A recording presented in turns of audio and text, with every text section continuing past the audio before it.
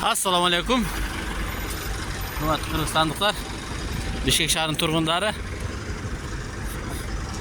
Bishkek shahrining meri jataver.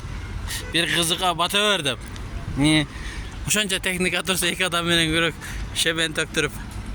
Sizlarga barda yo'l probka oltav, odamlar tig'inda qiynaltav. Sizlarga bar texnika meni tars to'ltirib turib Japqandın orunda dağı jat qiladi. Ona ekvala menen qilsinglar bu жерде дагы bir ayda bitirесиңер. Егемендүүлүк күнүн ачасыңар да иш кылса, бул жагын ачасыңар. Наркы өтөм качан ачасыңар билбейм. Шундай. Ана. Он техниканы алып келип эле төккүлөй 5 мүнөттө төгүп толтуруп берет. Мына акыбалыңар. Жолду жаап алгансыңар дагы, бирок иштебейсиңер. Жата бер, бир кызыка бата бер деп. Жата бергиле.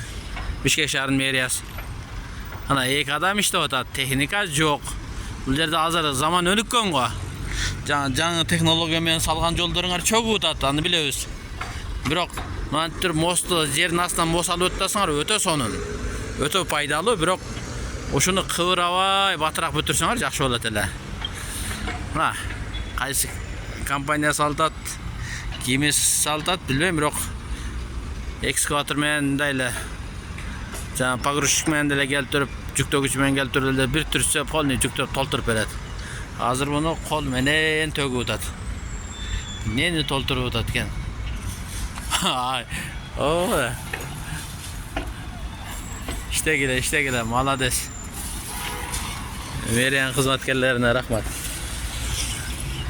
Çüröt tep erge var çay içip yerge var sınavs kılmış bolup mına жерге gel işlemiş bolup главный жолдорду жабып койгон иштеп атабыз деп. Неге жолдор жабык десе ремонт жолдор деп калган. İşiңде? Аякта бирок кыйын окшойт. Экта кыйын, экта не окшойт?